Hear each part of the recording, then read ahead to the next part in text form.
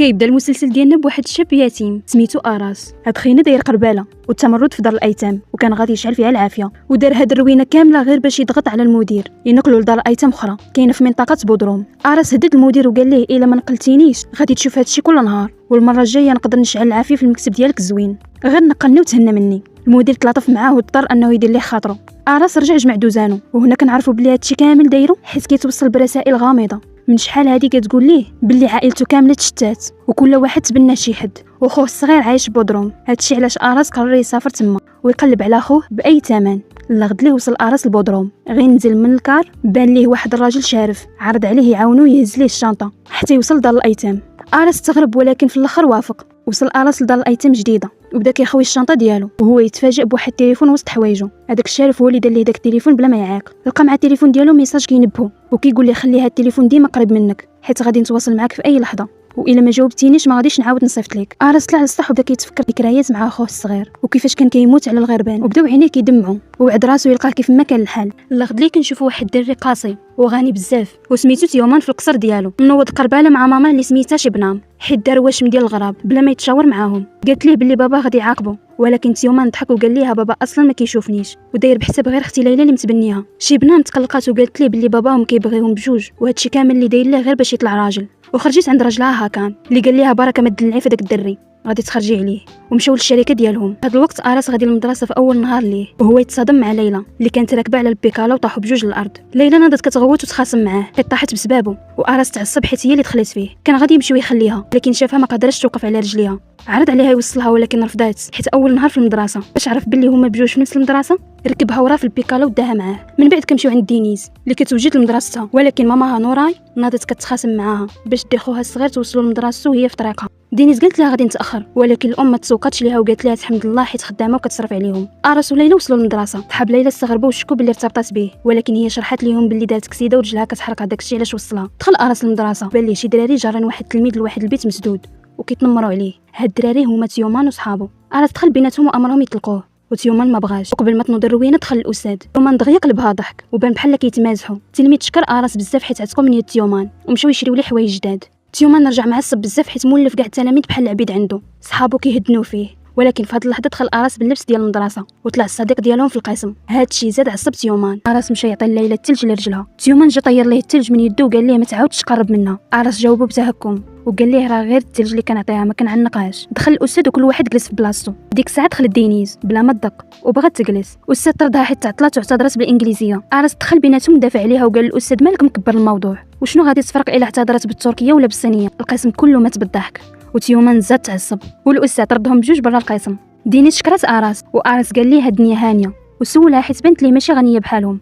قالت ليه باللي دخلت لهاد المدرسه غير حيت امها خدامه عند موالين المدرسه اللي هما عائله تيومان. كنشوفوا ماما دينيز نوراي خدامه مساعده عند شبنام، وكتوجد حفله كبيره باش التلاميذ ينتخبوا لتيومان قائد المدرسه. دخلوا التلاميذ للقاعه. ليلى شدت تليفون اراس اللي كان عادي وبدات كتضحك عليه. اراس وجاوبها كيف ما كان الحال انا ما جيش من كوكب زمرده اللي جيتو منه، وخدم عندها تليفونه ومشى جلس حدا صاحبو اللي حامى عليه وحده دينيز. الاستاذ سول واش كاين شي حد باغي يترشح ضد تيومان. دينيز وصاحبو رغبوا اراس هز يديه وطلع للمنصه. تيومان ما عرف ما يقول وبدا غير كيخربق. اراس قمعو قدام كلشي وقال ليه تبارك الله شفت الماكله برا كتشهي، باين فيك ماشي قائد وانما غير سبونسور. التلاميذ كلهم بداو كيضحكوا على تيومان وحبوا اراس بزاف، وبان على ليلى حتى هي الاعجاب به. صحاب اراس بغاو يوصلوه لدارو، ولكن في الطريق تفاجئوا باللي راه عايش في ملجأ الايتام. اراس قال لهم باللي راه مرتاح تما حيت ما كيخلص لا كرا لا والو وخلاهم ومشى. شبنام لامت بنتها حيت مشات بالبيكالا ودارت كسيده، وفي هذا الوقت نوراي جابت الغدا وسمعت شبنام باغيه تصيفط الكسوه لراجلها للشركه. ردت عليها نوراي تديها في طريقها. شبنام عطاتها شنطه فيها حوايج قدام كهديه.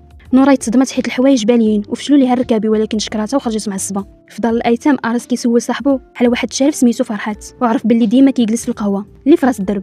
اراس عاود لصاحبو باللي كيجيوه ميساجات من واحد ما كيعرف عليه والو وكيقول ليه باللي عارف فين كاين خوه في بودروم. ابو تيومان اللي سميتو هاكان دخل المكتب ديالو ولقى نوراي تما، وهنا كنكتشفوا المفاجاه، وهنا كنكتشفوا انهم على علاقه مشبوهه. نوراي عاودت ليه كيفاش شبنام دلاتها بالحوايج القدام، وهاكان وعدا يشري ليها اغلى فستان في تركيا وحاول يتقرب منها ولكن خلاته ومشات. نوراي رجعت للدار وتخاصمت مع بنتها دينيس حيت شافتها جالسه مع اراس المنافس ديال تيومان. دينيس تعصبت ودخلت لبيتها. اراس بغى يهرب بالليل باش يشوف الشارف فرحت، ولكن شدوا المدير ديال الملجأ. المدير عاقبو وخدا ليه التليفون ديالو أراس ترجع يعاقبو بأي حاجة أخرى حيت خاف يفوت شي اتصال على خوه، ولكن المدير رفض. أراس بقى الليل كله ناعس قدام الباب ديال المكتب باش إلا صون التليفون يسمعو. كنشوفو تيومان كيتمرن في الفيلا ديالو، شاف ولد الخادم لابس مزيان وغادي يخطب مع عائلته. تيومان عيط عليه وحقرو وامرو يجمع الدوزان ديال التمرين وهو يدفعو وسط لابيسين بالحوايج. الاب ديال الدري شاف هادشي، ولكن الدري كذب وقال ليه بلي غير تاكل وطاح حيت خاف يطردوهم. صباح المدير لقى أراس ناعس برا وعطاه التليفون ديالو، ولكن في ديك اللحظه صون التليفون. أراس بغى يخطفو، ولكن المدير منعوه حتى يكمل هضرته حتى قطع الاتصال. أراس هبل وبدا كيرون ويقش في كلشي، ولكن صاحبو هدئو وقال ليه دير عقلك باش ما يرجعوكش لاسطنبول وتفقد الامل في خوك. نوراي دارت تيست ديال الحماله وتصدمت فاش لقات راسها حامله من ابو تيومان اللي هو هاكان. بنام وراجلها كيهضروا على حفل الافتتاح لوطيل جديد ديالهم، وفي المدرسه حبيب تيومان دخلت لعندو للصالوك محاكي في العاده. أراس دخل وتيومان لاح عليه الكره ديال السله باش يطيرو، ولكن أراس شدها بذكاء ورفض يردها ليه. تيومان هدد أراس باللي غادي يخليه يركع عليه بحال كاع الدراري، ودخل المدرب وتفاجأ باللي أراس خطير في الكره ديال السله. ليلى لقات المحفظه ديال أراس طايحه، وفاش فتحتها لقات العنوان ديالو باللي راه ساكن غير في الملجأ. أراس مشى لقى عند الشرف فرحت وضيق عليه باش يعرف شكون اللي مخلصو. فرحت هرب وأراس بدا كيجري وراه حتى ضرباتو الطوموبيل. اللي كان سايق الطوموبيل هو ابو تيومان اللي هو هاكان. نزل يطمن عليه وأراس انبهر بالطوموبيل كلاسيك عمرها اكثر من 150 عام. هاكان عاد عليه يوصلو وأراس ركب. في الطريق أراس بخبرته في الميكانيك قال ليه باللي الصمته ديال الموتور غادي تقطع، وفعلا وقفت الطوموبيل. أراس نزل وصوبها ليه دغيا، وهذا الشيء بهر هاكان بزاف. الدراري في الحفله فوق المركب، وصاحبة ليلى كتشكى من تيومان حيت ولا كيعملها خايب بسبب أراس، ولكن ليلى دافعت على أراس. هاكان دخل المكتب ديالو لقى نورا متسنياه.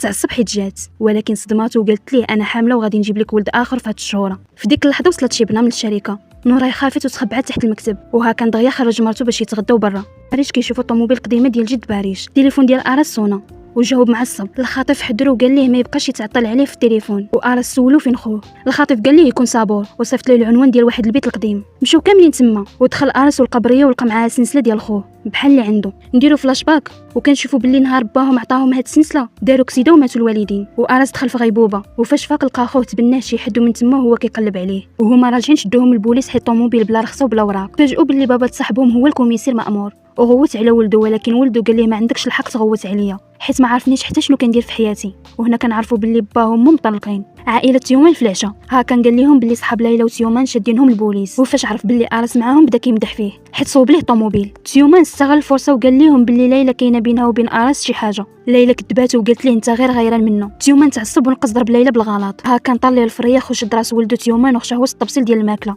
وكان غادي يقتلو. شبنه وليلى عتقوه في اخر لحظه. شبنه مشات عند راجلها وقالت ليه لازم ينسى داكشي اللي وقع هادي سنين، مخبيين شي سر قديم. ليلى مشات عند تيومان لبيتو ولقاتو كيبكي ومحطم وسد الباب في وجهها، وشفنا الجرح قديم في الجسد ديال ليلى. أراس خرج من البوليس ولقى ليلى متسنيه قدام الملجأ وعطاتو المحفظه ديالو. أراس قال ليها حبيبك تيومان غيتقلق الا شافك هنا. ليلى ضحكات وما بغاتش تقول ليه باللي راه خوها، وقالت ليه انت خاصك دابا تعرضني على كاس ديال اتاي. وغير مشات جاه ميساج كيحضروا من الهضره بلهجه قاصحه وكيبشروا باللي خوه راه قريب بزاف. لا غد ليه الحفل افتتاح الفندق ديال عائله تيومان. تيومان خدا بيت جناح ملكي ودار فيه حفله مشبوهه فيها القمار والريهانات. أراس خدام سربي في هاد الحفله. هاكان شافوه بان فخور به حيت كيضرب تماره على قرايته. الشاف ديال أراس امرو يطلع لطلبات الجناح الملكي. غير دخل تيومان شافوه وقف في الحفله وخلى صحابو يشدوه بالزز. تيومان بدا كيضحك عليه. هاكان ساق الخبار وجا كيجري، طرد كاع المراهقين اللي تما وعطى لولدو تيومان واحد التصرفيقه وعايرو وهددو يلوحو من السرجم الا ما نزلش غير حوايجو. نورا جات عند هاكان الجناح الملكي وسولاتو شنو غادي يديروا في الدري اللي في كرشها، وكان شي حد كيتصنت ليهم من ورا الباب. نزلوا كاملين الحفله والصحافه كدور بيهم. هاكان قلص تيومان وقال ليه يبتسم للكاميرات. تيومان شد المايك وصدم الصحافه والعالم كامل وقال لهم بابا حس باللي العائله ناقصه وغيجيب لينا خويا من مره اخرى. نورا تصدمت وهربت من الحفله. تيومان كمل كلامه وفجر القنبله. الابن الجديد ديال بابا هو أراس، والصحافه بدات كتصور وأراس تصدم وخلى خدمته ومشى جلس بعيد. ليلى مشات لعندو وجلست حداه وأراس عطاها الفيستا ديالو حيت جاها البرد ومشى. وهو خدام صونا تليفونه والمخاطب قال ليه خوك راه كاين معاك في هاد الحفله النيت. أراس بدا كيقلب بحال شي حمق. تيومان دخل الحمام ودخل عليه باه هاكان بدا كيضرب فيه بخشونه وخشى ليه راسو في الحمام. ودخل أراس وشافهم وهاكان خرج وخلى تيومان منهار في الارض. لغد ليه يوم الاعلان الفائز بقياده المدرسه، وقبل ما يعلن المدير جات شبنه معطاتو الملف كيتعلق بقضيه السوكان بلا رخصه ديال أراس، والمدير طرد أراس من المسابقه وتيومان ربح بالزز، والتلاميذ كاملين ضامنوا مع أراس وخلاو تيومان بوحدو. تيومان دار مقلب خايب الباريش وحط ليه الجثه في الكوفر ديال الطوموبيل وجاب ليه البوليس حتى ترعب وعاد عرفوا مقلب. المدرسه كامله ضحكت عليه وباريش رجع للدار من نهار وقرر ينتقم بوحديته. مشى عندهم الملعب بالليل ولكن تيومان وصحابه فرقعوه بلاصه حتى غاب على الوعي. اراس ساق الخبر وجهزو وداه للدار. ماما باريش غوتت على اراس وسباتو وقالت ليه انت ولد الملجا خرجتي ليا على ولدي. اراس خرج مقصح بلا ما ينطق بشي كلمه واتصل بتيومان وسولو فين كاين. وتيومان قال ليه انا كنتسناك في الملعب. شي بنام لقى الطيس ديال الحماله في جيب الجاكيط راجلها هاكان وعرفاتو بلي كيخونها. اراس وصل الملعب وبدا كيضرب في تيومان ولكن غير طاحت السسره ديال تيومان وبان له وشم ديال الغرب على كتفو. اراس تجمد في بلاصتو وتفكر خوه الصغير ولاحظ الشيب الكبير اللي بيناتهم. تيومان استغل هاد اللحظه فاش اراس سها وسرح وجبد الجنوي وطعن اراس في كرشو وقال ليه قلت لك غادي نخليك تركع. اراس طاح غايب على الوعي. تيومان مباشره من بعد ما طعن اراس وهرب كيجري والخلعه شداه وهو في الفراغ كيجري بانت ليه الطوموبيل ديال البوليس دايزه. تخلع وتسرعب بزاف وقلب الدوره وهرب ديريكت لدارهم. غير وصل تيومان الفيلا لما اختو ليلى خارجه من الدار وهو يتخبى دغيا في البلاصه باش حتى واحد ما يعاقبيه ويعرفوا بلي راه كان في الزنقه في هذا الوقت. جا عنده صاحبو كيجري باش يعاود ليه الخبر الصادمه ويقول ليه راه اراس تضرب بالموس في الملعب. ولكن الصدمه الكبيره هي فاش صاحبو المحدم معامر في حوايج تيومان. صاحبو تصدم وتقهر وسولو بذهول انت اللي قتلتيه علاش قتلتيه. وهنا كاين الفخ الاكبر حيت مو شبنام كانت واقفه وراهم في الظلام وسمعت كاع ديك الهضره اللي دارت. في هذا الوقت كانوا هزوا اراس وداوه للطبيب كيجريو به وهو لداخل كيقاوم الموت وكيصارع الموت في الداخل د الروح ديالو حيت رافض يموت قبل ما يلقى خوه الصغير اللي ضاع منه. ونرجعوا لتيومان. شبنام مشى ديريكت عاودت لرجلها هاكان كلشي. هاكان طال ليه الفريخ وطاح عليه العصب وكان غادي يمشي يفرشخ تيومان بالضرب ولكن شبنام شداتو وهدناتو وقالت ليه العصبيه ما غادي تحل والو دابا هادشي خاصو المحامي. شبنام خرجت دغيا عند اوكتاي وسولاتو واش مازال باغي يعاون ويحمي تيومان. قال لها طبعا وديك الساعه طلبت منه يدير واحد الحاجه يمشي للتيران ويقلب على الموس اللي طعن بها تيومان اراس ولاحها تما. وقت يوافق مشى كيجري وفعلا لقى الموس وخباه وسط حوايجو ولكن هو هارب حصل بها. شدوه البوليس واتهموه هو اللي طعن اراس. غير وصل الكوميساريه اوكتا يعترف على راسو بالباطل وباللي هو اللي طعنو غير باش ليلى ما تقلقش وتحزن بزاف الى تسجن خوها. اراس فاق من البنج ولقى جنبو هاكان اللي بقى بايت معاه الليل كله في البيت ديال السبيطار. هاكان سولو دغيا واش ناوي يبلغ على تيومان ويقدم شكوى ولكن هاكان استغرب بزاف فاش لقى اراس ما كيهتمش بالشكوى وبقى كيسولو غير على الطفوله ديال تيومان وكيفاش كبر. هاكان اضطر يجاوبو وقال ليه شوف الا قدمتي شكوى راه ماشي غير تيومان اللي غادي يتاذى كاين دري اخر بريء غادي يضيع المستقبل ديالو. وعلموا باللي اوكتا يلبس الجريمه في بلاصتو واعترف على راسو. اراس اصلا ما كانش باغي يبلغ حيت شاك باللي تيومان خوه وبالفعل سحب الشكايه ديالو وقال ما غادي نبلغ على حد. هاكان تفاجئ وصدموا هذا الموقف واتصل دغيا بمرتو شبنام وعلمها باللي دار اراس وسولته واش هادشي مقابل شي حاجه ولكن قال ليها راه ما طلب حتى ريال وما شرط حتى شي حاجه. شبنام مشات كتجري تقلب على تيومان في الدار وما لقاتوش في البيت ديالو وتخلعت فاش شافتو طايح مغمى عليه وسط الحمام. بدات كيركبها الرعب وتغوت وهو يخرج من الماء وقال ليها راه كنت غير كنفكر ماشي شي حاجه وهي تعطيه واحد التصرفيقه حاره وقالت ليه اياك تعاود دير شي حاجه بحال هادي وتخلعني عليك عاوتاني. هاكا هو خارج من السبيطار تفاجأ ببنته ليلى تما وسولها شنو كديري هنايا. كذبت عليه وقالت ليه كنت جايه نزور واحد البنت هنايا وقلت نطلع على اراس. ليلى دخلت عند اراس وبان عليها الخوف والتوتر وسولته شكون دار لك هكا. اراس كذب عليها وقال ليها راه اوكتاي اللي دارها حيت باغي يحمي تيومان باي طريقه. اراس سول ليلى واش بصح انت وتيومان توأم حقيقي. قالت ليه وتولدنا في هاد السبيطار نيت. في هاد اللحظه دخل باباها وخداها بالزز ومشاو وقبل ما تخرج خلات ليه نمرتها وقالت ليه اتصل بيا وقول لي كيف بقيتي. الممرضه تعاين اراس وهو يسولها بذكاء واش كاين الارشيف المواليد هنا وكذب عليها وقال ليها راه صاحبي تولد هنايا وبغيت نعرف غير الساعه بالضبط باش نصوب ليه البرج ديالو كهديه. الممرضه ضحكات وقالت ليه ديها غير صحتك دابا والسبيطار مستحيل يعطيك هاد الاسرار والمعلومات وسولته واش ما عنده حتى حد يبات معاه. في داك الوقت دخلوا عنده باريش ودينيس واراس ضحك وقال للممرضه هما اهلي جاو. فاش علمهم اراس بلي اوكتاي هو اللي لبس القضيه دينيس طال ليها الفريخ وتصدمات حيت كانت متاكده بلي تيومان هو المجرم الحقيقي وما فهمتش علاش اراس كيحميه ويخبي عليه. خلاتو مشات مع الزبون في قوصه. تيومان جاو عنده صحابو وصحاب ليلى الفيلا وبدا كيتشفى ويتنمر قدام اوكتاي ويقول ليها بكلام قاصح ولدك مجرم وقاتل وما غاديش يدخل الحبس عادي غادي يديروا غير في الاصلاحيه حيت صغير. وبقى كيعاودها ويستهزئ والام قهوره وكتموت بالبكاء على ولدها. في ديك الوقيته وصل اوكتاي من بعد ما طلق سراحه حيت اراس سحب الشكايه. مو عنقاتو وفرحات ولكن تيومان مسكتش وبقى شد فيه وكيعيط عليه يا القاتل يا المجرم. هنا ناضت صاحبه ليلى وغوتت على تيومان وقالت ليه بقى معها حاول تكون انسان غير هاد المره راه اوكتاي صاحبنا ومنا. كان طلع لبيتو مع مرتو شبنام وسولها واش ليلى عاقت بشي حاجه وقال ليها بلي اراس رفض يهضر وكتم على الموضوع. شبنام استغربت وقالت اكيد هاد خينا باغي شي حاجه كبيره بزاف مقابل سكوتو.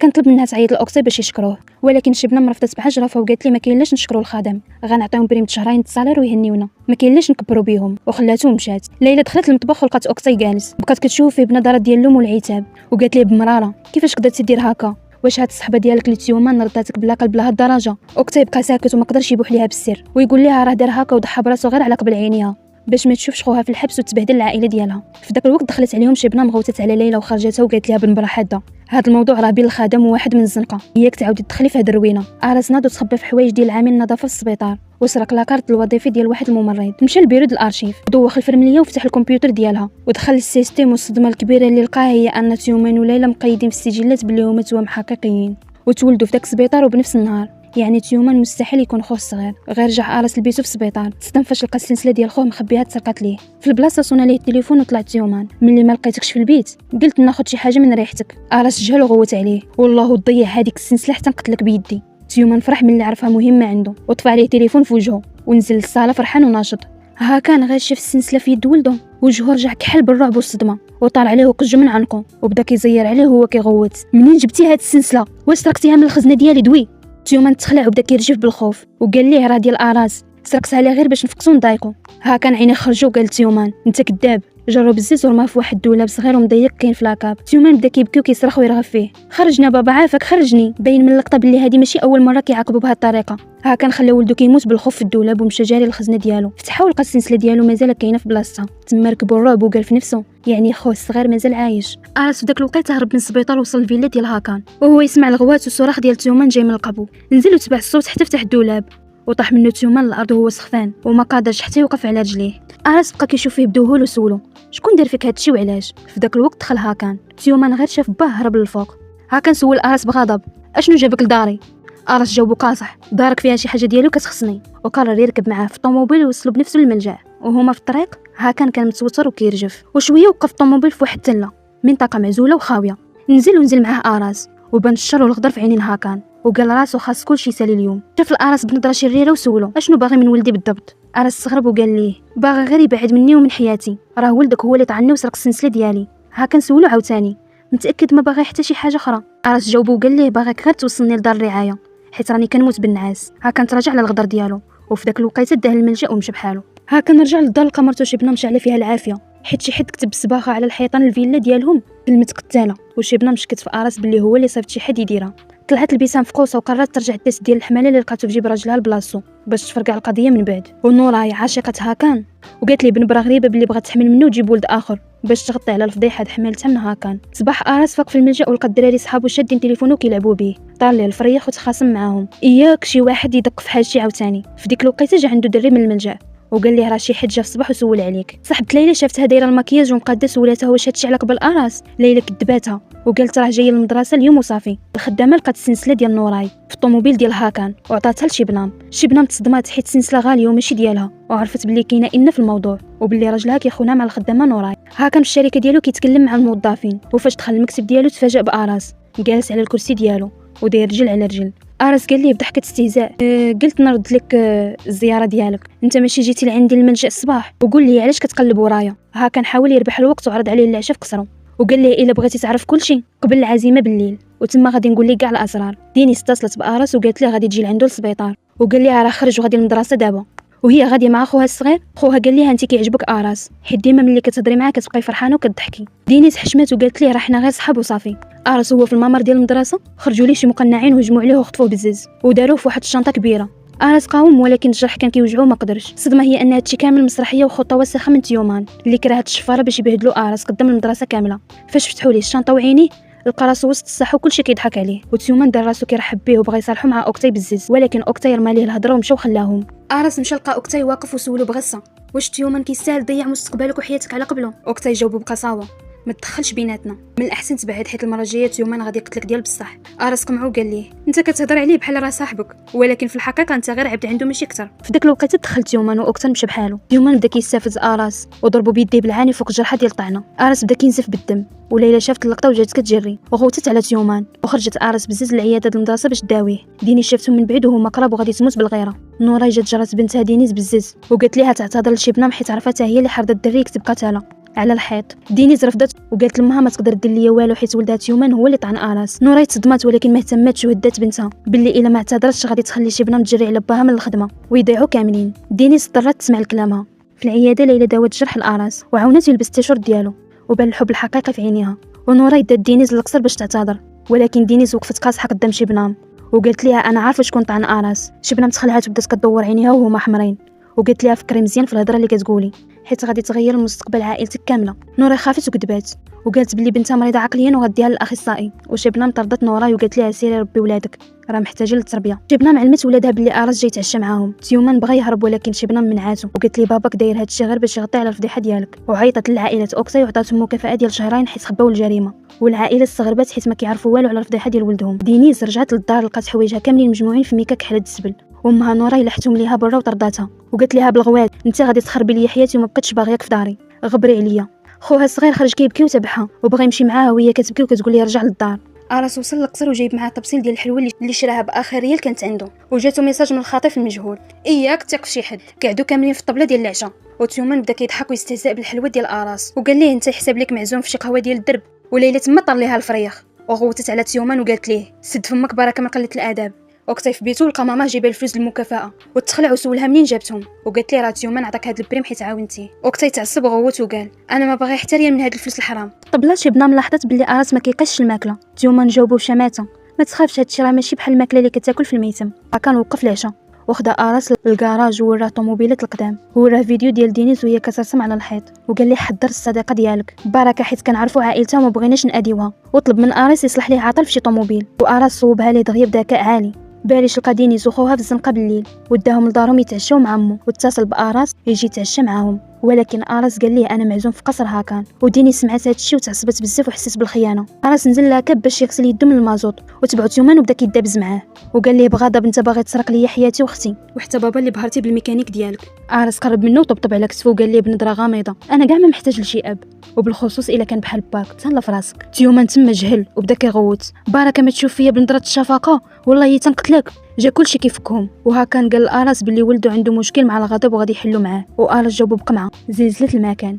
ايوا اشنو غادي دير ليه عاوتاني غادي تسجنوا في داك الدولاب ديال لاكاف. شبنام تصدمات وجهها صفر فاش سمعت كلمه الدولاب وعرفت بلي هاكان رجع لاساليبه القديمه في تعذيب ولدهم في الدولاب. وديك الساعه بعصبيه طردت اراس من القصر وقالت ليه خرج برا. شبنام مشات عند تيومان لبيتو لقاتو كيبكي ومنهار حيت فكر شحال تعذب وعنقاتو بكات معاه ووعداتو بلي باه ما غاديش يولي قيسو ولا يسجنو. شبنام مشات تخاصمت مع هاكان وقالت لي بنبره ديال التهديد. غدا بغيت اراس يغبر من بودروم وما بقيتش باغا نشوف وجوه هنايا حيت وجودو كيدمر ولدي. هاكان مشى عند نوراي للدار وطلب منها تطيح الجنين حيت العلاقه ديالهم سالت بالمره ونوراي رفضت وقالت ليه مستحيل. شبنام مشات تشوف المطعم ديال احلامها والخدامه قالت ليها بلي الملكه ديالو مستحيل تبيعو حيت ديال عائلتها هذه 100 عام. وشبنام جاوبتها بغرور كل حاجه وكل واحد في هاد الدنيا عنده ثمن. اراس وليلى وصلوا للمدرسه بالبيكالا ودينيس شافتهم وتقلقت ومشات. اراس تبع دينيس وطلب منها تبعد على المشاكل وما دير شي حاجه اللي تضرها. ودينيس عايرات وقالت ليه الا كدير هادشي وتقرب للمالي القصر على قبل ضمن مستقبلك غير قولها ليا. اراس وقفها وقال ليها بقوه انا كندير هادشي كامل غير باش نلقى خويا الصغير اللي ضاع مني. وداها لدارهم القديمه باش يشحن التليفون ديالو حيت طفاليه. في هاد الوقيته شي حد في الملجأ داخل الصندوق كبير ديال صافا لبيت اراس وفاش تفتح الصندوق خرج منه تيومان بدا كيقلب في حوايج اراس حتى لقى المذكرات ديالو وعرف باللي كيقلب على خوه الصغير اللي ضاع في الكسيده وباللي باه كان مخبي شي سر. ماما دينيس اللي سميتها نوراي دخلت للدار ولقات دينيس مع اراس وخوها الصغير. واول ما مشى اراس نوراي هجمت على دينيس وضربتها بتهمه الخيانه ومنعتها من المدرسه وجرت عليها. تيومان صيفط لاراس فيديو هو ناعس فراشو في الملجأ وفاش رجع اراس للملجأ لقى حوايجو ومذكرات وكلشي مشتت ومهرس في الارض وطاح ليه الفريخ وجهل. في ديك اللحظه صونا تليفون اراس من رقم مجهول وقال لي غدا غادي نعطيك خوك وتشوفوا وجها لوجه في العنوان اللي غادي نصيفط ليك. ولا غد ليه خدامه صدمت شبنام وقالت ليها بلي السلسله اللي لقاوها في طوموبيل هاكان راه ديال نوراي. شبنام تاكدت بلي راجلها كيخونها مع نوراي وحملت منه. المدير ديال الملجأ جا عند اراس وقال ليه غادي تغادر بودروم دابا بالزربه حيت كاين واحد القرار بالترحيل ديالك لاسطنبول. ليلى عرفت من صاحبتها بلي تيومان هو اللي طعن اراس بالصح ومشات كتجري للملجأ تمنعو من السفر ولكن قالوا ليها راه الطوبيس مشى وسافر وكانت غادي تموت بالبكا. واراس في الطوبيس غادي مفقوس جاه ميساج مجهول فيه العنوان ديال خوه الصغير في بودروم. اراس غوت على الشيفور ونقص من الطوبيس وبدا كيجري في المزارع وفي الزنقه حتى وصل لواحد البطيمات القديمه يعني واحد المبنى قديم ومظلم ومهجور. طلع اراس لدور الفوقاني وهو كيرجف بقلبه. فتح الباب المهرس وكانت الصدمه الكبرى والزلزال اللي غادي يقلب المسلسل كله. لقى قدامه تيومان جالس في الارض والبيت مظلم وكيبكي وحط راسو بين يديه وشاف اراس وناداه بالدموع حارين وقال ليه الكلمه اللي صدمت كلشي خويا. وهنا تسالى الجزء الاول من المسلسل ديالنا وصلوا الفيديو ل 30,000 مشاهده باش ندير لكم الجزء الثاني. يلا انا عارفاكم قادين بها واللي وصل حتى لهنا كنقول له شكرا بزاف وما تنساوش تشاركوا في القناه باش يوصلكم الجديد.